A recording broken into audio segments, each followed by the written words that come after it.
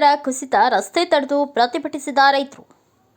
ಈರುಳ್ಳಿ ದರ ಕುಸಿತಕ್ಕೆ ಬೇಸತ್ತ ರೈತರು ಬಸವನ ಬಾಗೇವಾಡಿ ಪಟ್ಟಣದ ಕೃಷಿ ಉತ್ಪನ್ನ ಮಾರುಕಟ್ಟೆ ಮುಂಭಾಗದ ಮನಗುಳಿ ಬಿಜ್ಜಳ ರಾಜ್ಯ ಹೆದ್ದಾರಿ ಮೇಲೆ ಈರುಳ್ಳಿ ಸುರಿದು ರಸ್ತೆ ತಡೆದು ಪ್ರತಿಭಟನೆ ನಡೆಸಿದರು.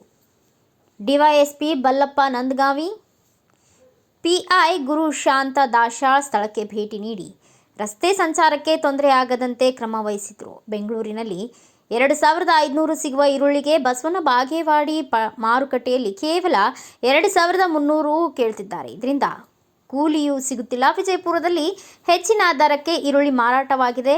ಇಲ್ಲಿ ಸೂಕ್ತ ದರ ಸಿಗುವಂತೆ ಕ್ರಮ ಕೈಗೊಳ್ಳಬೇಕು ಎಂದು ರೈತರು ಆಗ್ರಹಿಸಿದರು. ಎಪಿಎಂಸಿ ಕಾರ್ಯದರ್ಶಿ ಅಲ್ಲಾಬಕ್ಷ್ ಬಿಜಾಪುರ್ ಮಾತನಾಡಿ, ಎಪಿಎಂಸಿಯು ರೈತರ ಬೆಳೆದ ಬೆಳೆಗೆ ಮಾರುಕಟ್ಟೆ ಸ್ಥಳ ಮಾತ್ರ ಒದಗಿಸುತ್ತದೆ.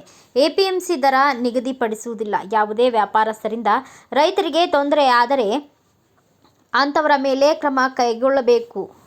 ದರವು ಬೇಡಿಕೆ ಮತ್ತು ಪೂರೈಕೆ ಮೇಲೆ ಅವಲಂಬಿಸಿದೆ. ಇಂದು ಈರುಳ್ಳಿ ಎಲ್ಲೆಡೆ ಹೆಚ್ಚು ಪೂರೈಕೆಯಾಗುತ್ತಿರುವುದರಿಂದ ಬೆಲೆ ಕಡಿಮೆಯಾಗಿದೆ. ಇಲ್ಲಿಯ ಖರೀದಿದಾರರು ಸಹ ದರ ಇಳಿಸಿದ್ದಾರೆ ಅಷ್ಟೇ. ಈರುಳ್ಳಿಗೆ ಉತ್ತಮ ಬೆಲೆ ನೀಡುವಂತೆ ಖರೀದಿದಾರರಿಗೆ ನಾವು ಹೇಳುತ್ತೇನೆ ಎಂದು ಭರವಸೆ ನೀಡಿದ ಮೇಲೆ ಪ್ರತಿಭಟನಾಕಾರರು ಪ್ರತಿಭಟನೆ ಹಿಂಪಡೆದರು. ಎಪಿಎಂಸಿ ಸಹಾಯಕ ಕಾರ್ಯದರ್ಶಿ ರಾಜು ರಾಠೋಡ್, ಅಧೀಕ್ಷಕ ಬಿಆರ್ ಬಿರಾದಾರ್, ಮಾರುಕಟ್ಟೆ ಹಿರಿಯ ಮೇಲ್ವಿಚಾರಕ ಸುರೇಶ್ ಮೋಹಿತೆ, ಮೇಲ್ವಿಚಾರಕ ನವೀನ್ ಪಾಟೀಲ್, ಮುಖಂಡರಾದ ಶೇಖರ್ ಗೊಳಸಂಗಿ, ಸಂಗಮೇಶ್ ಓಲೇಕಾರ್, ದೇವೇಂದ್ರ ಅಂಬಳನೂರ್, ಪ್ರಕಾಶ್ ರಾಠೋಡ್ ಸೇರಿದಂತೆ ಇತರರು ಭಾಗವಹಿಸಿದ್ದರು.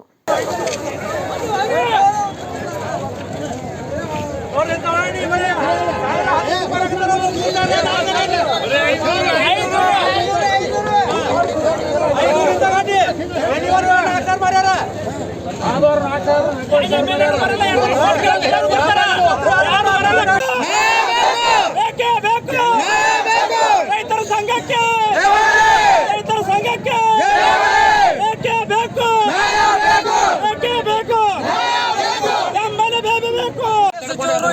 ಉಳ್ಳಾಗಡ್ಡಿ ನಮ್ಮ ತಮ್ಮ ಕ್ಷೇತ್ರದ್ದು ಗಮನಕ್ಕೆ ತರಬೇಕು.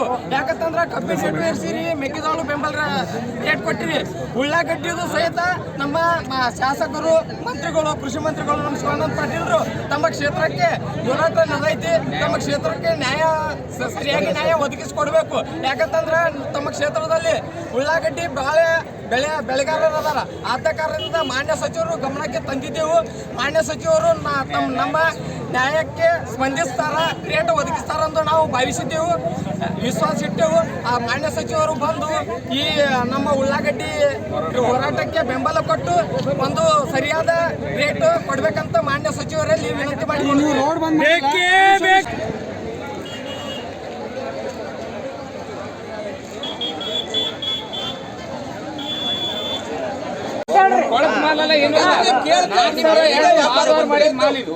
ಇವತ್ತು ಜನ ಹೆಚ್ಚು ವೇರಿಯೇಷನ್ ಏನಾಗಲಿ ವ್ಯಾಪಾರಿಗರ ಇದು ಮಾಡಂಗಿಲ್ಲ. ವೇರಿಯೇಷನ್ ಆಗಿತ್ತು ಆಗೋಲಕ್ ನಾವು ಒಪ್ಕೋತೀವಿ. ಇದು ಎಲ್ಲಾ ಬದ್ಲಿಸ್ತಂದದ. ಇನ್ನ ತಿಂಗಳು ಸಿಗಲಾರ್ದಂಗ ಅದ. ಇದು ಸಿಗ್ತೈತೆ ಮುಂದಿನ ಕತಿ ಹೇಳಿ ನಮ್ದು ರೇಟ್ ನಾವೇನು ಹೋಗೋಣ.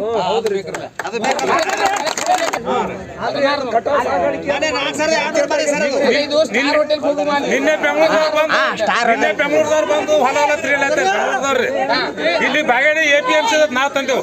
ನಮ್ಮ ಸಮೀಪದ ಬಾಗೇಡಿ ಮತ್ತು ಮಾದರಿ ದರ 1500 ಇದ್ದರೆ ಇವತ್ತು ಅದೇ ಯಶವಂತಪುರದಲ್ಲಿ 1000ದಿಂದ 1400ವರೆಗೆ ಹಾಗೂ ಮಾದರಿ ಬೆಲೆ 1100 ಆಗಿರುತ್ತದೆ.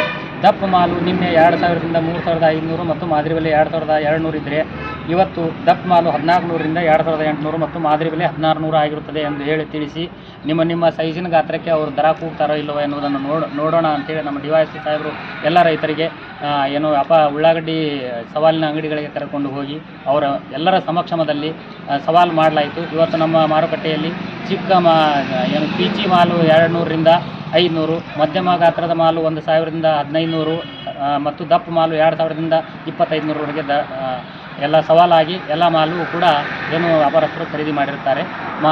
ದರ ಕುಸಿಯಲು ಮುಖ್ಯ ಕಾರಣ ನಿನ್ನೆ ಹೆಚ್ಚಿಗೆ ಮಾಲು ಒಂದು 3000ವರೆಗೆ ಮಾರಾಟ ಆಗಿತ್ತು. ಇವತ್ತು ಅತ್ಯಂತ ಹೆಚ್ಚಿನ ಮಾಲು ಬಂದು ಮೇಲಿನ ಮಾರುಕಟ್ಟೆ ಯಶವಂತಪುರದಲ್ಲಿಯೂ ಕೂಡ ದರ ಇಳಿದಿದ್ದರಿಂದ ಇಲ್ಲಿಯೂ ಕೂಡ ಖರೀದಿದಾರರು ಹಿಂದೇಟು ಹಾಕಿದ್ದರಿಂದ ಸಮಸ್ಯೆಯಾಗಿತ್ತು. ರೈತರು ತಾವು ತುಂಬ ಹೆಚ್ಚಿನ ಕೂಲಿ ಇತರೆ ವೆಚ್ಚಗಳನ್ನು ಮಾಡಿ ಅವರು ಒಂದು ನಿಗದಿತ ಆದಾಯವನ್ನು ಬಯಸ್ತಾರೆ. ಆದ್ದರಿಂದ ಅವರು ಇದೊಂದು ಇನ್ನೂ ಹೆಚ್ಚಿನ ದರ ಬೇಕು ಅಂಥೇಳಿ ಬಯಸಿದಂತೆ ನಾವು ಎಲ್ಲ ಇತರೆ ಮಾರುಕಟ್ಟೆಗಳ ದರವನ್ನು ತಿಳಿಸಿ ಇವತ್ತು ನಾವು ಇಲ್ಲಿ ಸವಾಲನ್ನು ಮಾಡಿಸಿದ್ದು 2500ವರೆಗೆ ಮಾಲು ಮಾರಾಟ ಆಗಿದೆ. ಸರ್, ರೈತರು ಪ್ರತಿಭಟನೆ ಮಾಡುವಾಗ ನೀವು ಬಂದು ಅವರು ಮನವೊಲಿಸಿದಾಗ ರೈತರು ನಿಮ್ಮ ಮಾತಿಗೆ ಒಪ್ಕೊಂಡ್ರಾ? ಸರ್, ರೈತರು ನಮಗಿಂತಲೂ ಜಾಣರಿದ್ದಾರೆ. ನಾವು ತಿಳಿಸುವಂತಹ ವಿಚಾರ ಇದರಲ್ಲಿ ಇಲ್ಲ. ಇಲ್ಲಿ ಒಂದು ತಮ್ಮ ಮೂಲಕ ನಾನು ಎಲ್ಲ ನಮ್ಮ ರೈತ ಬಾಂಧವರಲ್ಲಿ ಏನು ತಿಳಿಸಲು ಪ್ರಯತ್ನ ಪಡ್ತೇನೆ ಅಂತಂದರೆ, APMC ಅಂದರೆ APMC ಅವರೇ ದರವನ್ನು ನಿಗದಿ ಮಾಡೋದಿಲ್ಲ. ಹಾಗಿದ್ದರೆ ನಾವು 3000 ರೂಪಾಯಿ ಕೊಟ್ಟು ಬಿಡ್ರಿ ಎಲ್ಲರಿಗೂ ಅಂತ ಹೇಳ್ತಿದ್ವಿ. ಅದು ಹಾಗೆ ಅಲ್ಲ. ಬೇಡಿಕೆ ಮತ್ತು ಪೂರೈಕೆ ಮೇಲೆ ಬೆಲೆ ನಿಗದಿಯಾಗುವಂತಹದ್ದು. APMC ಅವರ ಕರ್ತವ್ಯ ಏನು, ರೈತರಿಂದ ಮಾಲು ಬರ್ತದೆ ಅದಕ್ಕೆ ಮಾರಾಟ ಮಾಡಲು ಸ್ಥಳಾವಕಾಶವನ್ನು ಒದಗಿಸಿಕೊಟ್ಟು ಯಾರು ಕಮಿಷನ್ ಏಜೆಂಟರ್ ಆಗ್ತಾರೆ ಅವರಿಗೆ ಲೈಸೆನ್ಸು, ವ್ಯಾಪಾರಸ್ಥರಿಗೆ ಟ್ರೇಡರ್ ಲೈಸೆನ್ಸ್ ಕೊಟ್ಟು ಒಂದು ವ್ಯವಸ್ಥೆಯನ್ನು ಮಾಡಿಕೊಡುವಂತಹ ಕೆಲಸ APMC ಇದೆ. ರೈತರು ಬಯಸ್ತಾರೆ APMC ಅವರು ಕೂಡ ಒಂದು ಸ್ವಲ್ಪ ಹೇಳಿ ಒಳ್ಳೆಯ ಬೆಲೆಯನ್ನು ಕೊಡಲಿ ಅಂತ ಹೇಳಿ. ಆ ಥರ ನಾವು ಕೂಡ ಮಧ್ಯಪ್ರವೇಶಿಸಿ ರೈತರ ಪರವಾಗಿಯೇ ನಾವು ಇರುವಂಥದ್ದು. ಮತ್ತು ನಾವು ಯಾವ ಟ್ರೇಡರ್ಸ್ ಮೇಲೇನೂ ಏನು ಬಲ ಪ್ರಯೋಗ ಮಾಡುವಂಥದ್ದಿಲ್ಲ. ಯಾಕಂದರೆ ಅವರು ನುಕ್ಸಾನಾಗಿ ಏನೋ ಹಾನಿ ಮಾಡಿಕೊಡಬಾರ್ದು. ಈ ಎರಡೂ ಒಂದು ಸಮತೋಲನದಲ್ಲಿ ವ್ಯಾಪಾರ ನಡೆಯುವಂತಹದ್ದು. ಅದನ್ನು ನಾವು ರೈತರಲ್ಲಿ ಬೆಂಗಳೂರು, ಹುಬ್ಬಳ್ಳಿ ಎಲ್ಲ ಮಾರುಕಟ್ಟೆಗಳ ಬೆಲೆಗಳನ್ನು ತಿಳಿಸಿದಾಗ ಅವರು ಅದನ್ನು ಸಹಜವಾಗಿ ಒಪ್ಕೊಂಡಿದ್ದಲ್ಲ ಸರ್. ನಾವು ಅವರಿಗೆ ವಿಶೇಷವಾಗಿ ಏನು ಇದು ಹೀಗೆ ಇದೆ ಅಂತ ಹೇಳಿ ಒತ್ತಾಯಪೂರ್ವಕವಾಗಿ ಹೇಳಿದಂಥದ್ದಲ್ಲ. ಸಹಜವಾಗಿ ಎಲ್ಲ ಮಾರುಕಟ್ಟೆಗಳ ಬೆಲೆಗಳು ಇವತ್ತು ಎಲ್ಲ ಹಳ್ಳಿ ಮಟ್ಟದ ಎಲ್ಲ ರೈತರಿಗೂ ಕೂಡ ಗೊತ್ತಿರುವಂತಹ ವಿಷಯವಾಗಿದೆ ಸರ್. ಸರ್, ಇದು 2ನೇ ಬಾರಿ ಆಗ್ತಾ ಇರೋದು ಬಸವನ ಬಾಗೇಡಿಯಲ್ಲಿ. ಇದು ಮುಂದೆ ಇದಕ್ಕೆ ನೀವು ಏನಾದರೂ ಕ್ರಮ ಕೈಗೊಳ್ತೀರಾ? ನೋಡಿ ಸರ್, ಈ ಬೆಳವಣಿಗೆ ತುಂಬ ಏನು ನೋವು ತರುವಂತಹ ವಿಚಾರ. ನಮ್ಮ ಬಸವನ ಬಾಗೇವಾಡಿ ಮಾರುಕಟ್ಟೆ ಇನ್ನೂ ಹೆಚ್ಚಿನ ಪ್ರಮಾಣದಲ್ಲಿ ಬೆಳೆಯಲಿ, ಇಲ್ಲಿಯ ಸ್ಥಳೀಯ ರೈತರಿಗೆ ಈರುಳ್ಳಿ ಮಾರಾಟಕ್ಕೆ ವ್ಯವಸ್ಥೆ ಸಿಗಲಿ ಅನ್ನುವಂಥ ಒಂದು ಪ್ರಯತ್ನದಲ್ಲಿ ಇಲ್ಲಿ ಈರುಳ್ಳಿ ಮಾರುಕಟ್ಟೆ ವ್ಯವಸ್ಥೆ ಮಾಡಿರುವಂಥದ್ದು. ಇಲ್ಲಿ ಮೊದಲು ಈರುಳ್ಳಿ ಸವಾಲು ಆಗ್ತಿರಲಿಲ್ಲ.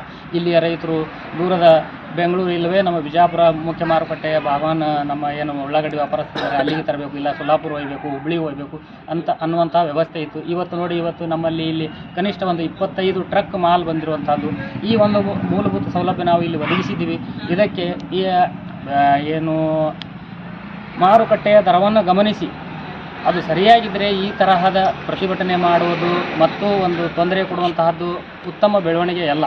ನಮ್ಮ ಮಾರುಕಟ್ಟೆಗೆ ಒಂದು ಒಳ್ಳೆಯ ಇನ್ನಷ್ಟು ಬೆಳವಣಿಗೆಯಾಗಿ ಹೆಚ್ಚಿನ ವರ್ತಕರು ಇಲ್ಲಿಗೆ ಖರೀದಿಗೆ ಬರುವಂತಾಗಬೇಕು. ಹಾಗೆ ಆಗದೆ ಈ ಥರ ಪ್ರತಿ ಸಲವೂ ಇದು 2ನೇ ಸಲ ತಮ್ಮ ಗಮನಕ್ಕೆ ಇರುವಂಥದ್ದು.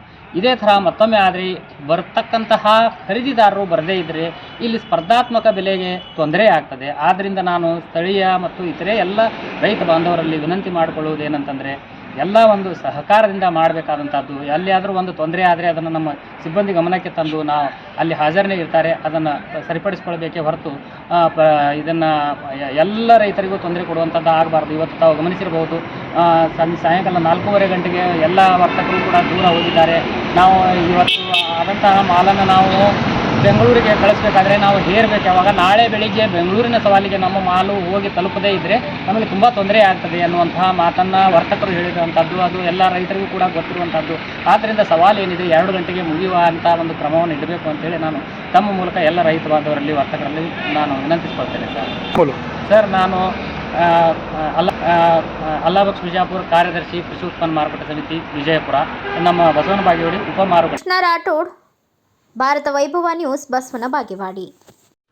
Thanks for watching. Read, discuss and debate with editor Dr. Yan Prashant Rao. Wanted reporters in print, digital and visual media for Bharat Vaibhav Daily Newspaper, BV News 5 Channel and BV Fast Web News from all the talukas of Karnataka, Goa and Maharashtra. If interested, send your resume to 9019229369.